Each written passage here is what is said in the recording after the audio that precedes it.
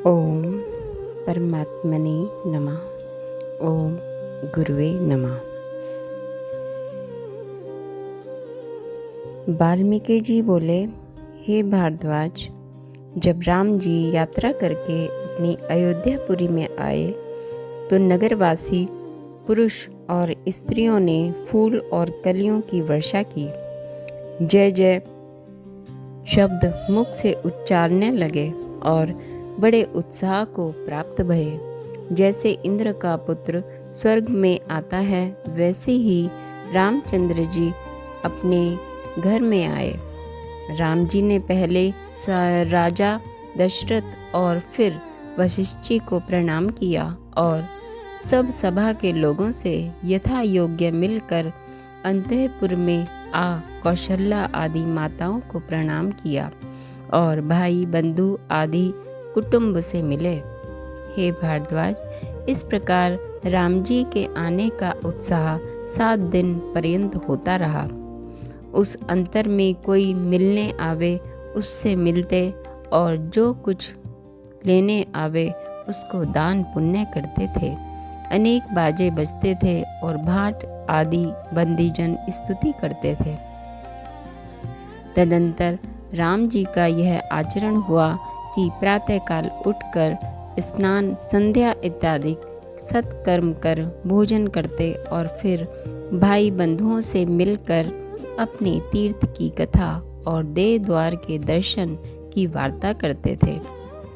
निदान इसी प्रकार उत्साह से दिन बिताते थे। एक दिन राम जी प्रातःकाल उठ के अपने पिता राजा दशरथ के निकट गए, जिनका तेज चंद्रमा के समान था। उस समय वशिष्ठ आदि की सभा बैठी थी। वहाँ वशिष्ठ जी के साथ कथा वार्ता की। राजा दशरथ ने उनसे कहा कि हे राम जी, तुम शिकार खेलने जाया करो। उस समय राम जी की अवस्था 16 वर्ष से कई महीने कम थी।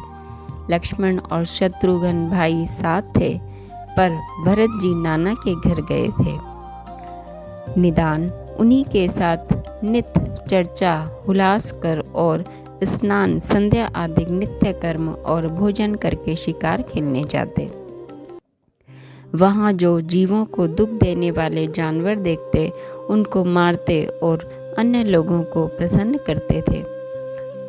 दिन को शिकार खेलने जाते और रात्रि को बाजे निशान सहित अपने घर आते। इसी प्रकार बहुत दिन बीते। एक दिन राम जी बाहर से अपने अंतःपुर में आकर शोक सहित स्थित भये। हे भारद्वाज, राजकुमार अपनी सब चेष्टा और इंद्रियों के रस संयुक्त विषयों को त्याग बैठे और उनका शरीर दुर्बल हो कर मुख की कांति घट गई। जैसे कमल सूखकर पीत वर्ण हो जाता है, वैसे ही राम जी का मुख पीला हो गया।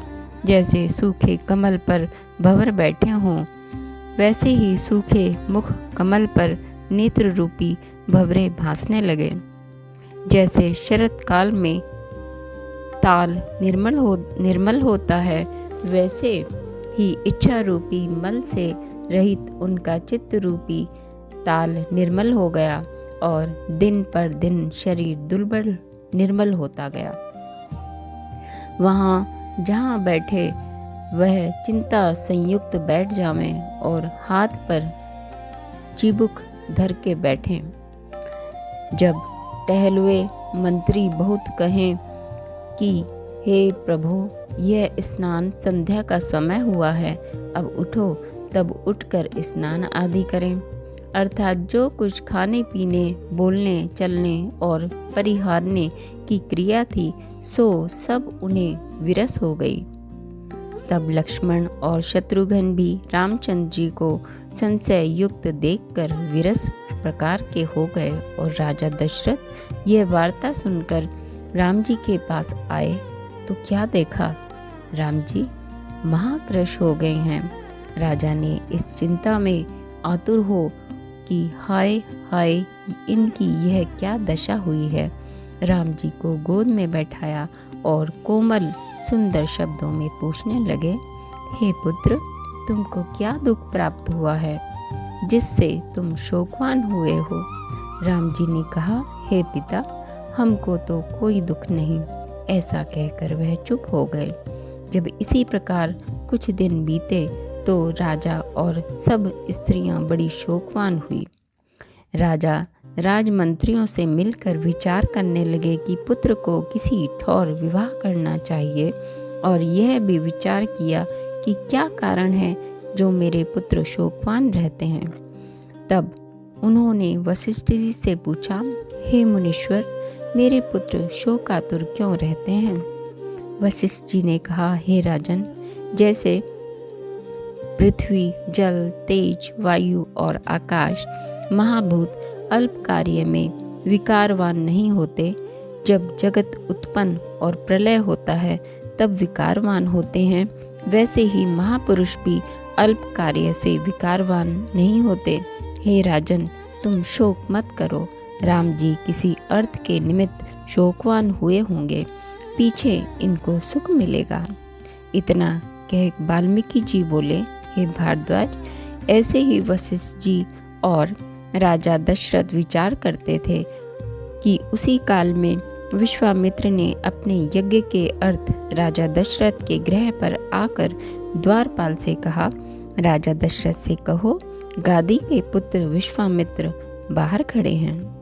द्वारपाल ने आकर राजा से कहा कि हे स्वामिन, एक बड़े तपस्वी द्वार पर खड़े हैं और उन्होंने कहा है कि राजा दशरथ के पास जाकर कहो कि विश्वामित्र आए हैं। हे भारद्वाज, जब इस प्रकार द्वारपाल ने आकर के कहा, तब राजा, जो मंडलेश्वरों से सहित बैठा था और वहाँ तेजवान था, सुवर्ण के सिंहासन से उठ खड़ा हुआ और पैदल चला। राजा के एक ओर वशिष्ठ जी और दूसरी ओर वामदेव जी और सुबट की नाई मंडलेश्वर स्तुति करते हुए चले, और जहाँ से विश्वामित्र दृष्टि आए वहाँ से ही प्रणाम करने लगे। पृथ्वी पर जहाँ राजा का शीश लगता था, वहाँ पृथ्वी हीरे और मोती से सुंदर हो जाती थी। इसी प्रकार शीश नवाते राजा चले। विश्वामित्र जी कांधे पर बड़ी बड़ी जटा धारण किए और अग्नि के समान प्रकाशमान परम शांत स्वरूप हाथ में बांस की तंद्री लिए हुए थे। उनके चरण कमलों पर राजा इस भांति गिरा जैसे सूर्य पदा शिवजी के चरणाविंद में गिरे थे, और कहा, हे प्रभु, मेरे बड़े भाग्य हैं जो आपका दर्शन हुआ है। आज मुझे ऐसा आनंद हुआ जो आदि अंत और मध्य से रहित अविनाशी है। हे भगवान, आज मेरे भाग्य उदय हुए और मैं भी धर्मात्माओं की गिनती में गिना जाऊंगा, क्योंकि आप मेरे कुशल निमित्त आए हैं। हे भगवान, आपने बड़ी कृपा की जो दर्शन दिया। आप सबसे उत्कृष्ट दृष्टि आते हैं, क्योंकि आप में दो गुण हैं।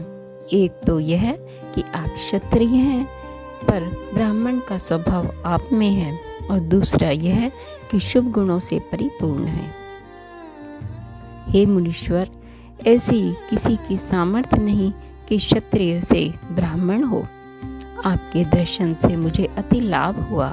फिर वशिष्ठ जी विश्वामित्र जी को कंठ लगा के मिले और मंडलेश्वरों को बहुत बहुत प्रणाम किए। तदंतर राजा दशरथ विश्वामित्र जी को भीतर ले गए और सुंदर सिंहासन पर बैठाकर विधि पूर्वक पूजा की और अर्घ्य पादार्चनम करके प्रदक्षिणा की। फिर वशिष्ठ जी ने भी विश्वामित्र जी का पूजन किया और विश्वामित्र जी ने उनका पूजन किया। इसी प्रकार अनन्य पूजन कर यथा योग्य अपने अपने स्थानों पर बैठे। तब राजा दशरथ बोले, हे भगवान, हमारे बड़े भाग्य हुए जो आपका दर्शन हुआ। जैसे किसी को अमृत प्राप्त हो गया, फिर जैसे किसी का मरा हुआ बांधा विमान पर चढ़कर आकाश में आवे और उसके मिलने से आनंद हो वैसा आनंद मुझे हुआ है। हे मुनीश्वर, जिस अर्थ के लिए आप आए हैं वह कृपा करके कहिए और अपना यह अर्थ पूर्ण हुआ जानिए। ऐसा कोई पदार्थ नहीं जो मुझको देना कठिन है। मेरे यहाँ सब कुछ विद्यमान है।